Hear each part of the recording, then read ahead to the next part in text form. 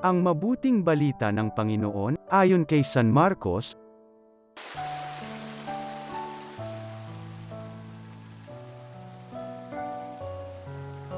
Noong panahong iyon, sina Jesus at ang kanyang mga alagad ay tumawid ng lawa, at pagdating sa Hinisarit ay isinadsad nila ang bangka. Paglunsad nila, nakilala siya agad ng mga tao kaya't nagmamadaling nilibot ng mga ito ang mga puok sa paligid, at ang mga may sakit, na nakaratay na sa higaan ay dinala nila kay Jesus, saan man nila mabalita ang naroon siya.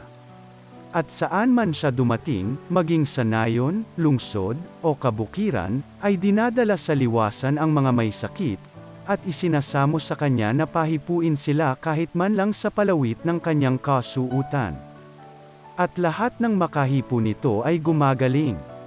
Ang mabuting balita ng Panginoon.